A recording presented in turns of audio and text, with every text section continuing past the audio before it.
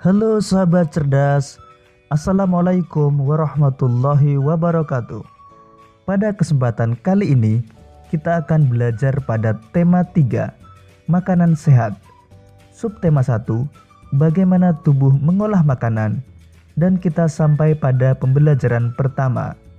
Sahabat cerdas, sebelum kita mulai pembelajaran kita, jangan lupa untuk berdoa terlebih dahulu. Sahabat cerdas, apakah kamu selalu makan makanan sehat seperti yang kamu lihat pada gambar? Contoh makanan sehat antara lain makanan pokok, buah-buahan, sayuran, telur, ikan, dan daging. Kriteria makanan sehat yaitu makanan yang memenuhi kriteria gizi seimbang, 4 sehat 5 sempurna, atau mengandung zat gizi, vitamin, mineral, protein, karbohidrat, kalsium, fosfor, dan lemak. Makanan sehat baik untuk tubuh kita.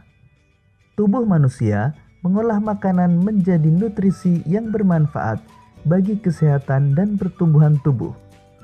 Untuk lebih jelasnya, mari kita simak percakapan antara Edo, Dayu, dan Siti berikut ini. Berikut ini percakapan antara Edo, Siti, dan Dayu. Wah, sedapnya sarapanku hari ini. Sarapan apa kamu pagi ini, Dayu? Kalau aku seperti biasa, nasi, sayur, dan telur mata sapi sudah cukup. Ibuku membuat bubur ayam istimewa, Edo. Aduh, semuanya terdengar enak untukku, sekalipun hanya nasi, sayur, dan telur mata sapi. Apalagi kalau bubur ayam istimewa. Bersyukurlah kita dikaruniai sistem pencernaan, teman-teman. Dengan begitu, makanan yang kita makan dapat membawa manfaat untuk tubuh kita. Betul juga ya. Apa sebenarnya manfaat sistem pencernaan itu, Siti? Sistem pencernaan merupakan organ yang dapat ditemui pada manusia dan hewan. Sistem pencernaan berfungsi untuk memperhalus makanan sehingga menghasilkan nutrisi yang dapat diserap oleh tubuh. Dengan adanya nutrisi tersebut, maka manusia dan hewan dapat tumbuh dan berkembang dengan baik. Jika makanan yang dikonsumsi itu sehat dan bergizi tinggi, maka manusia atau hewan yang mengonsumsinya akan bertumbuh dengan sehat. Aku pernah melihat iklan tentang bubur ayam dengan beras organik. Dalam iklan tersebut terdapat kalimat yang mengajak orang untuk memakan bubur organik itu. Wah, kedengarannya menarik ya, Edo. Kapan-kapan kita makan bubur ayam di tempat itu yuk. Pastinya lebih sehat karena berasnya organik.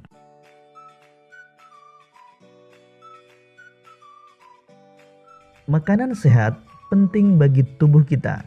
Oleh karena itu, banyak iklan yang dapat kita temui di tempat-tempat umum yang mengetengahkan tentang makanan sehat.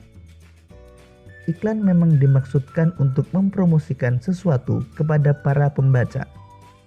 Sekarang mari kita amati beberapa contoh iklan berikut ini. Kalimat-kalimat yang umumnya dipergunakan oleh bahasa iklan adalah kalimat yang menarik atau kalimat yang mengajak pembacanya untuk mengikuti apa yang ditulis atau disarankan oleh pembuat iklan.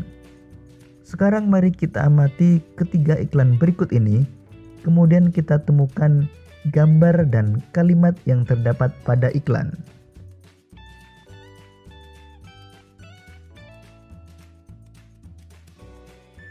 Pada iklan pertama terdapat gambar irisan buah.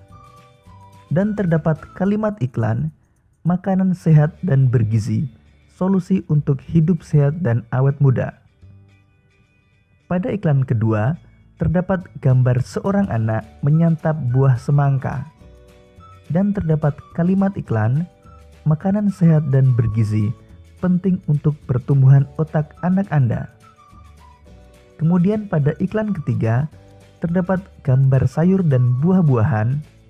Kemudian kalimat iklan, cintailah jantung Anda, konsumsi sayur dan buah segar, manfaat prima dengan rasa yang dahsyat.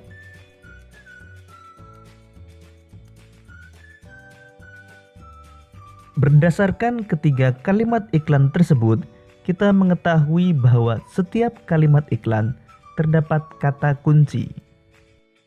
Kata kunci adalah sebuah kata atau konsep dengan keistimewaan, yang berarti kata apapun yang digunakan sebagai kunci dan kode, atau digunakan untuk menghubungkan ke kata lain atau informasi lain. Ciri-ciri sebuah kata kunci adalah 1. Terdiri dari satu kata atau dua kata yang membentuk frase. 2. Mengandung kata yang unik yang terdapat dalam sebuah bacaan. 3. Mewakili sebagian besar keseluruhan topik, konsep, atau informasi dari sebuah bacaan. Dalam kalimat iklan tersebut, kata kunci yang ditemukan adalah makanan sehat dan bergizi. Kata makanan sehat dan bergizi merupakan kata kunci karena kata tersebut mewakili kunci utama atau informasi utama dalam iklan.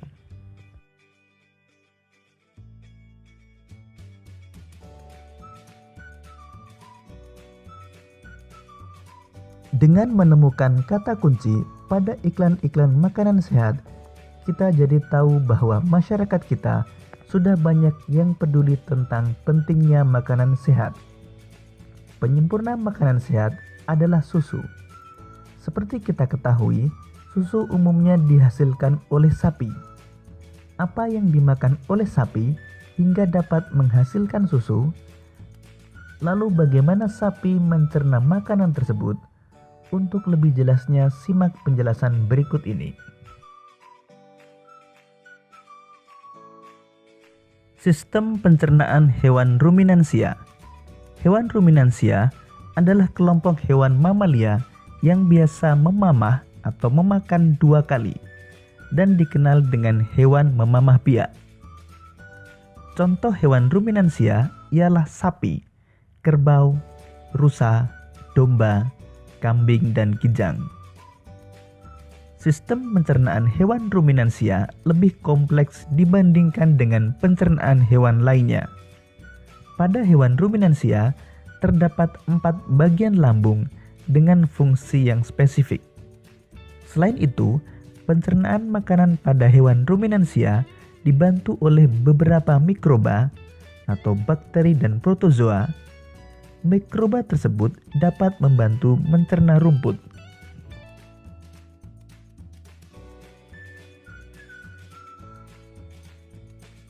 Salah satu contoh hewan ruminansia adalah sapi. Di dalam mulut sapi terdapat organ-organ pencernaan seperti berikut. Gigi. Gigi sapi tersusun dari gigi seri yang berguna untuk memotong makanan dan gigi geraham untuk mengunyah makanan. Lidah. Lidah sapi berguna untuk merenggut rumput atau makanan dan mendorong makanan yang sudah dikunyah menuju lambung. Saliva merupakan cairan atau enzim khusus yang dihasilkan oleh kelenjar khusus pada sapi yang kemudian disalurkan ke dalam rongga mulut. Saliva berperan dalam proses pencernaan kimiawi.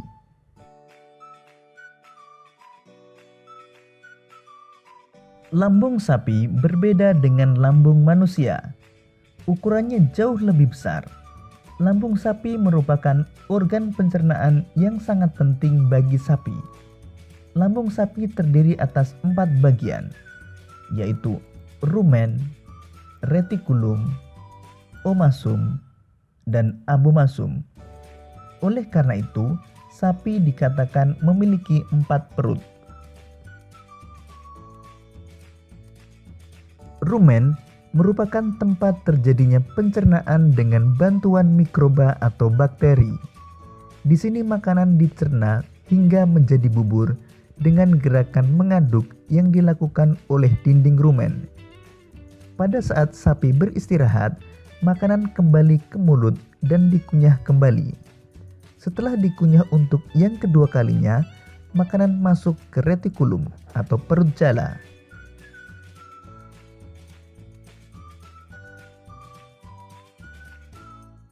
Retikulum. Di dalam retikulum, makanan kembali mengalami proses fermentasi dengan bantuan bakteri anaerob dan protozoa. Di dalam bagian perut ini terdapat proses absorpsi dan penyaringan benda-benda asing yang masuk bersama makanan sehingga tidak masuk ke omasum atau perut kitab.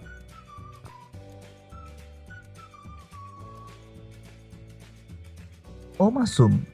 Di dalam omasum, makanan dicerna dengan bantuan enzim pencernaan. Selanjutnya, makanan masuk ke abomasum.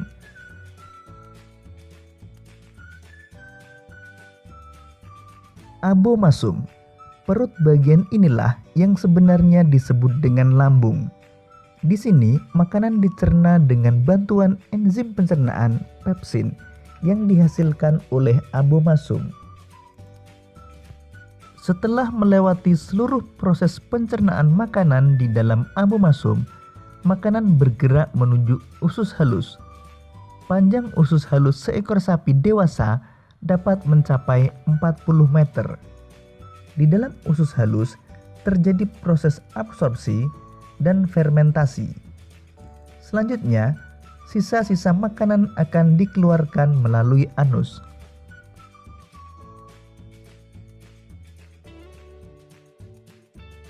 Demikian tadi sahabat cerdas pembelajaran kita pada tema 3, subtema 1 dan pembelajaran pertama.